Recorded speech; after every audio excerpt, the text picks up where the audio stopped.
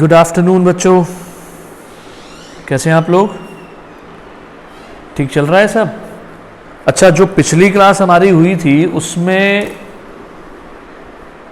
हमने स्टार्ट कर दिया था ना solution of equation by matrix method, जिसमें एक्सरसाइज 5.4 के हमारे पहले 6 क्वेश्चन डिस्कस हुए थे। ठीक है, जिसमें हमने नॉर्मल मेथड किया था, वो आप लोगों को क्लियर हो गया। अब जो मैं बात करने जा रहा हूं, अब बात कर रहा हूं मैं सेकंड टॉपिक पर। सब बच्चे जरा ध्यान से देखिए, आज हम डिस्कस करेंगे सेकंड कॉन्सेप्ट। इस कॉन्सेप्ट में हम बात करने वाले हैं सॉल्यूशन ऑफ homogeneous equations। आज हम इस पर बात करेंगे। सबसे पहली बात आपको समझनी है कि होमोजीनियस सिस्टम ऑफ इक्वेशन होता क्या है। ये देखिए, ax plus by equal to 0, px plus qy equal to 0। This is called homogeneous system of equation. ठीक है, यही चीज 3 ऑर्डर में भी जा सकती है, यही 2 ऑर्डर में है। तो वही हमारे पास 2 टाइप के क्वेश्चन, 2 ऑर्डर और 3 ऑर्डर। तो पहला स्टेप क्लियर हो गया कि होमोजीनियस इक्वेशन हम कहते किसको हैं। ठीक है, अब दूसरा पॉइंट,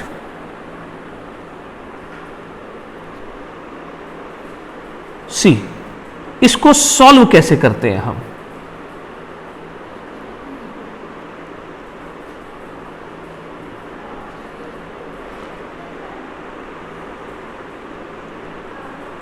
मेथड ऑफ सॉल्यूशन पर आ जाइए। देखो, सीधे सीधे बातें समझनी है आपने।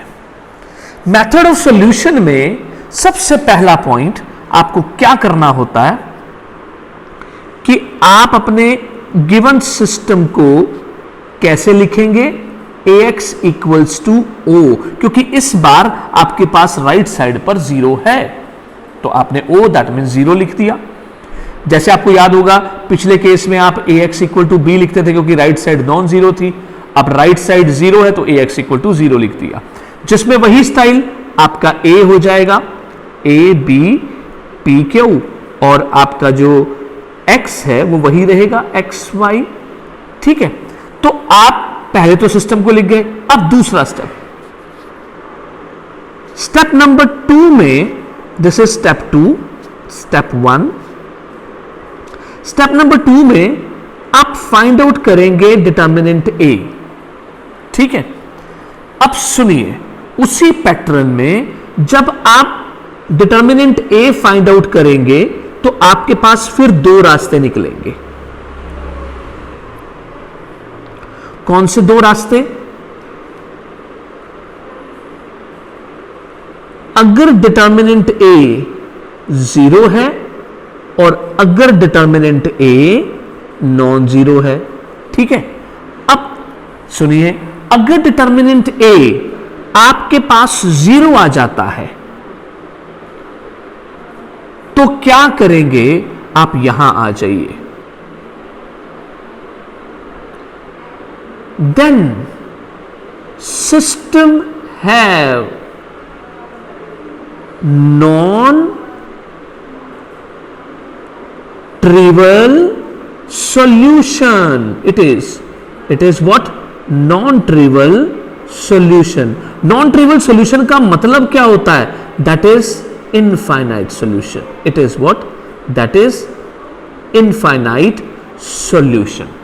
ठीक है बच्चों, अभी मैं आपको यह बताऊंगा कि ऐसा कैसे होता है। आज के इंटरेस्टिंग पॉइंट में मैं आपको यह बताने वाला हूं कि यह सब कैसे होता है, कैसे ड्राइव होता है। हम रट्टा नहीं मारेंगे, समझेंगे भी, इसलिए बहुत सारे नए पॉइंट्स मैं आपको इस टॉपिक में बताऊंगा। आप एंड तक इस वीडियो को देखते रहना, और फिर बोल रहा हूं मैं, चैनल को सब्सक्राइब जरूर करते रहिए। बड़े सारे पॉइंट्स टॉपिक वाइज मैं आपको कॉन्सेप्ट क्लियर करवा दूंगा ताकि आपको कंपटीशन में भी बहुत आसानी होगी, इसलिए ध्यान से देखिए। अब आ जाता है हमारा दूसरा पॉइंट। दूसरे पॉइंट में यहां आता है कि अगर ये नॉन जीरो हुआ तो क्या करेंगे। तो system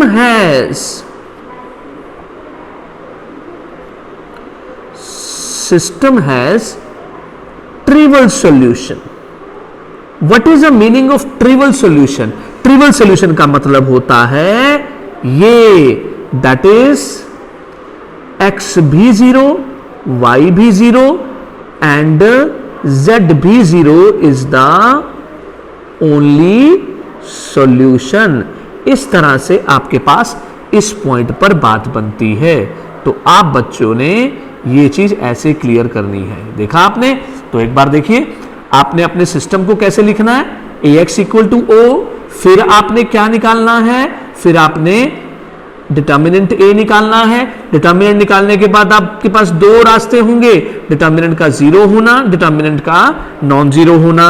अगर डिटर्मिनेंट नॉन जीरो होता है तो उस दौरान सिर्फ सॉल्यूशन एक ही होगा, x0, y0 और z0. इसे ट्रिवियल सॉल्यूशन भी कहते हैं. ठीक वैसे ही अगर आपके पास ये जीरो आ गया डिटर्मिनेंट, तो then it will have non trivial solution, जिसका मतलब होता है इनफाइनाइट सॉल्यूशन.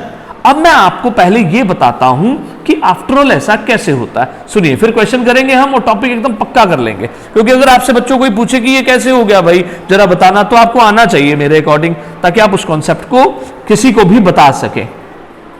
ये देखो एक्सप्लेनेशन. हमारे पास एक सॉल्यूशन था. Since we have the system of non homogeneous equation as ax equals to b, ये था, whose solution is x is equals to a inverse b, अगर डिटर्मिनेंट क्या आए, नॉन जीरो. याद आ गया आपको ये पॉइंट? अब मैं इसी बेस पर आपको एक जवाब देता हूं. अब ये देखिए आपके बात का जवाब. Here in ax equal to zero, ax equal to zero मतलब होमोजीनियस सिस्टम में b क्या होता है, b इज जीरो. ठीक है, अब b जीरो हो गया तो बच्चों ध्यान से सुनो, इसी कॉन्सेप्ट पर यहां वापस जाओ ऊपर. ये मैं 1 बोलता हूं, ये मैं 2 बोलता हूं. From 1 and 2 as inverse is non zero, क्योंकि डिटर्मिनेंट क्या है, नॉन जीरो. तो उस दौरान आपका x क्या आ जाता है, that implies x becomes zero for b is equals to zero. x becomes 0 means x equal to 0, y equal to 0 and z equal to 0. 2 order में x y 0 हो जाएंगे, 3 ऑर्डर में तीनों. तो ये वो वजह है. So for determinant non zero we have solution is x equal to 0, y equal to 0 and z equals to 0. ये वो वजह है जो मैंने आपको ऊपर लिख के बताई थी कि क्यों हमारे पास ऐसा होता है. तो बोलो बच्चों, कॉन्सेप्ट भी क्लियर हो गया सबको? तो निकलता ये इसी जगह से है, ये जो मैंने बताया. तो ये मैकेनिज्म है आप लोगों के लिए, जो बच्चे कंपटीशन में भी जाना चाहते हैं, वो जरा इन बेसिक्स को समझ लें, ताकि उनको रीजन पता चल जाए. फिर रटा नहीं जाएगा, आपको समझ आ जाएगा कि डिटर्मिनेंट नॉन जीरो हुआ तो ऑटोमेटिकली x क्या हो गया, जीरो हो गया. ये देखो x जीरो हो गया and the solution will be this. तो आ गया समझ में? और इसी तरह से अगर हम डिटर्मिनेंट को जीरो कर दें तो इनवर्स एग्जिस्ट नहीं करता, मींस इनफाइनाइट सॉल्यूशन हो जाता है. ये देखो, and so if determinant is zero, that implies A inverse does not exist. So the system has how many solution, infinite solution, जिसे हम नॉन ट्रिवियल सॉल्यूशन भी कहते हैं. तो ये कॉन्सेप्ट आप बच्चों को समझ में आ गया बेटा? अच्छे से क्लियर? शाबाश. अब आ जाओ इसके पॉइंट पर. तो पॉइंट क्या है, क्वेश्चन स्टार्ट कर रहा हूं मैं. ये देखो मेरा 7th क्वेश्चन एक्सरसाइज 5.4 का. तो ये रहा, ध्यान से देखिए, ध्यान से देख लेना, दोनों केसेस क्लियर हो जाएंगे, आप लोग होमोजीनियस के टॉपिक में क्लियर। ये आपके पास गिवन सिस्टम है,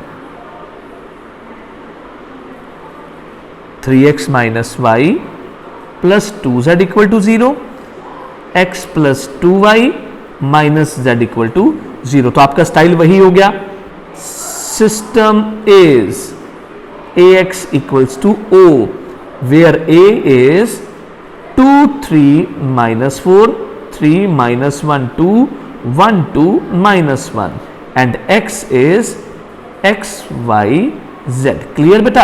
अब जैसा मैंने बोला आप मेरे साथ चलो, बोलो जी क्या स्टेप था। मैं निकालने जा रहा हूं डिटर्मिनेंट a, तो बच्चे डिटर्मिनेंट के लिए ये रहा मेरा पॉइंट, ये गया 1 माइनस 4 माइनस 3, ये गया माइनस 3 माइनस 2, नेक्स्ट माइनस 4, तो ये 6 प्लस 1 हमारे पास क्या आ गया, माइनस 6 प्लस 15 माइनस के 28, it is minus 34 plus 15 that is minus 19 which is non zero. तो हमारा डिटर्मिनेंट क्या आ गया बेटा, नॉन जीरो आ गया। और जब डिटर्मिनेंट नॉन जीरो हो जाता है, ये देखो determinant is non zero, therefore there is कौन सा सॉल्यूशन, ट्रिवल सॉल्यूशन। कौन सा solution, trivial. That is only solution is x equal to 0, y equal to 0 and z equal to 0। ये आपका कौन बन गया बेटे, ये आपका आंसर बन गया। बोलो बच्चों, सबको क्लियर हो गया? आप फिर से देख लो, मैंने क्या निकाला, मैंने सिस्टम लिखा, फिर डिटर्मिनेंट निकाला, डिटर्मिनेंट नॉन जीरो आया and only solution is this. तो बताओ जी, टॉपिक क्लियर हो गया? शाबाश। तो समझ आ रहा ना ये टॉपिक? आ जाओ अगले पॉइंट पर। बस केस को बड़े आराम से समझना, जल्दबाजी में नहीं समझना, ठीक है? अब देखो एक केस और बताता हूं जिसमें मैं आपको इनफाइनाइट का केस लेके दिखाने वाला हूं। ये देखो, इसके थर्ड पार्ट में आपको इनफाइनाइट मिलेगा। ये रहा इसका third part. x plus y minus 2z equal to 0, 2x plus y minus 3z equal to 0, 5x plus 4y minus z equal to 0। तो आपका स्टाइल फिर से क्या बना, system is ax equals to o। What is a, 1 1 minus 2 2 1 minus 3 5 4 minus 9। तो बच्चे आप क्या करोगे, आप डिटर्मिनेंट निकालोगे। ये देखो, आप डिटर्मिनेंट निकालते समय आपका बेसिक वही रहता है, ये गया माइनस 9 प्लस 12 माइनस 1, ये गया और ये गया माइनस 18 प्लस 15, फिर ये गया 8 माइनस 5। तो व्हाट वी हैव, तो ये हमारे पास आ गया 3, ये हमारे पास आ गया प्लस 3, ये 3 2 जा 6। क्या दिखा बेटा, दिख गया ना 0। तो डिटर्मिनेंट क्या आ गया, 0। अब डिटर्मिनेंट 0 आया तो हमारा स्टेप क्या बन गया, therefore system has non trivial solution. अब नॉन ट्रिवल सॉल्यूशन मतलब इनफाइनाइट सॉल्यूशन आ गया। अब वो कैसे निकालेंगे हम, ये देखो, गिवन बाय, आपने क्या करना है, सुनो, आपने अपनी इक्वेशन नंबर 1 के पास जाना है। ये मैं आपको यहां मार्किंग दे देता हूं, it is 1, it is 2, it is 3। 1 में जाके x in terms of y and z निकालो, जो x की वैल्यू निकले उसे सेकंड में पुट करो। ये देखो, मैं आप दिखा रहा हूं आपको। आपने क्या किया, आप नंबर 1 पर गए, x आया 2z माइनस वाई, इसे उठाकर नंबर 4 बना दो और पुट कर दो इन 2 है 2x, तो बेटा मैंने 2x x की जगह पर मैंने ये लिख दिया, plus y minus 3z equals to 0। या आप चाहो तो ये देखो, ये सामने ऊपर इक्वेशन है ना, ये देखो 2x plus y minus 3z, तो मैंने x की जगह पर ये लिख दिया। ठीक है बच्चे, अब यहां पर ये मेरा बना 4z minus 2y plus y minus 3z equal to 0। तो ये z minus y equal to 0, यहां से y इक्वल टू z आ गया। ये नंबर 5 हो गया। पहले बताओ आपको ये समझ में आ गया दोनों? अब क्या करो, सुनो, अब नंबर 5 को नंबर 4 में पुट कर दो। मतलब हमने x और y in terms of z निकालने हैं, ये बात रट लो। x और y इन टर्म्स ऑफ क्या निकालने हैं? z। आप पुट कर दो इन इक्वेशन नंबर, पुट 5 इन 4, तो ये जा रहा हूं मैं यहां पर, पुट 5 इन 4, तो x equals to 2z minus z, that is z। अब बच्चे जरा ध्यान से सुनना, देयरफॉर x भी z, y भी z, पुट कर दो इन इक्वेशन नंबर 3। वहां पर आपको पुट करना है, जो कि आपके पास था 5x plus 4y minus z equal to 0। आपने जैसे ही यहां पर पुट किया, ये z, ये z, ये z, that means 0 equal to 0, that is true. So therefore, अब जब ये ट्रू आ जाता है, so therefore taking z is equals to k, what we get, आप यहां पर x भी आ गया आपका k, y भी आ गया आपका k, and hence the solution is x equals to k, y equals to k, and z is equals to k, where k is arbitrary constant, एक स्केलर हो जाता है कि जो कुछ भी लिया जा सकता है, क्योंकि सिस्टम के पास कौन से सॉल्यूशन है? Infinite solution. इस तरह से आपने क्वेश्चन को सॉल्व करना होता है। बोलो बच्चों, इनफाइनाइट सॉल्यूशन का केस समझ में आया? किसी तरह की कोई प्रॉब्लम हुई नहीं ना? क्लियर? इसको आर्बिट्ररी कांस्टेंट या फिर आप शॉर्ट फॉर्म में एनी नंबर बोल सकते हो, कोई प्रॉब्लम नहीं है, दोनों में से कोई भी वर्ड आप लिख सकते हो। यस बच्चों, कोई प्रॉब्लम? ठीक है, इसे आप नोट करिए और अब मुझे बताइए ये केस कितना आपको अच्छा लगा, आपको सारा समझ में आया? एक क्वेश्चन मैं देता हूं, आप जरा फटाफट से उसका आंसर निकालिए, आपको और ज्यादा क्लियर हो जाएगा। ये रहा इसका तीसरा केस, जो इसी क्वेश्चन का सेकेंड पार्ट है, which is x plus y minus z equal to 0, x minus 2y plus z equal to 0 and 3x plus 6y minus 5z equal to 0। आपका फिर सेम स्टाइल जाएगा, ax equals to o, what is a? a is 1 1 minus 1, 1 minus 2 1, 3 6 minus 5। ठीक है, तो अब फटाफट से मेरे साथ डिटर्मिनेंट निकालो, बस आपका टॉपिक एकदम से रेडी हो जाएगा। ये देखो डिटर्मिनेंट निकाला आपने 1, तो ये गया 10 माइनस 6 माइनस 1, ये देखिए ये गया माइनस 5 माइनस 3, देन माइनस 1, ये गया 6 प्लस 6, तो ये 4 प्लस 8 माइनस 12, 0 आ गया, दिस इज इक्वल टू 0। तो सिस्टम हैज कौन सा सॉल्यूशन? Non trivial solution. ठीक है, और विच इज गिवन बाय, अब उठाओ, आप चले जाओ आपकी इक्वेशन नंबर 1 पर। अब ये गए आप फ्रॉम इक्वेशन नंबर 1, आपने x निकाला in terms of y and z, ये आ गया। ठीक है, अब ये आपकी फोर्थ इक्वेशन आ गई। आपकी जानकारी के लिए मैं आपको यहां ले चलता हूं, ये देखो, ये था ना आपके पास, ये रहा आपके पास फर्स्ट, सेकेंड और ये थर्ड, x आ गया। अब मैं उसे दूसरे में पुट कर देता हूं, put in 2।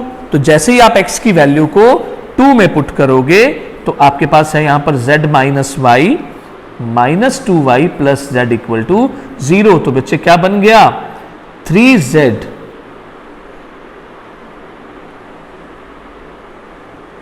It is z minus y, तो ये 3z, 3 नहीं 2z, ये देखिए z plus z becomes 2z minus 3y equal to 0। तो यहां से आपके पास आ गया 2z इक्वल्स टू 3y, यानी कि y is equals to 2/3z। इसी y की वैल्यू को मैं यहां पर डाल देता हूं, ये देखिए पुट इन 4। तो जैसे ही मैंने इसको पुट किया तो मेरे पास x is z minus y है। तो जैसे मैंने एलसीएम लिया मेरे पास 1/3z आया। अब x कितना हुआ 1/3z, y कितना हुआ 2/3z। ठीक है, अब मैं यहां पर z को पुट करूंगा। देखो बच्चों ध्यान से, हम पहले भी वेरिफिकेशन ले सकते हैं, बाद में भी ले सकते हैं, दोनों पॉइंट्स क्लियर है। मतलब क्या है मेरा, मैं यहां पर डायरेक्ट वैल्यू ले सकता हूं। ठीक है, कुछ और यहां तक ये भी सिचुएशन है कि अगर हम बोर्ड में ऐसा ना भी लिखें तो दोनों केसेस भी हमारे सक्सेसफुल होते हैं और वो करेक्ट माने जाते हैं। तो आप क्या करेंगे, पुट, ये देखिए बस आपने z कैसे लेना होता है। अगर आपके पास फ्रैक्शन है, ये फ्रैक्शन है ना, तो आपने z को ऐसा लेना है उसी फ्रैक्शन का मल्टीपल 3 के। बस ये बोलो, बात समझ में आई। दोनों तरफ कॉमन फ्रैक्शन है ना। अगर मान लो कॉमन फ्रैक्शन ना हो तो आप एलसीएम ले लो, तो जो एलसीएम बनेगा z को वो ले लेना। बोलो ट्रिक समझ में आ रही है। तो एलसीएम ऑफ 3 एंड 3 यहां पर क्या बनता है, 3 बनता है, तो मैंने वही ले लिया। तो इसलिए z को 3 के लेने पर मेरे पास क्या आया, x आ गया 1/3 इंटू 3 के, y इज 2/3 इंटू 3 के। तो बच्चों दोनों तरफ से कटिंग करके मेरे पास x बचा के, y बचा के 2 के, और z तो मैं ले ही चुका हूं 3 के।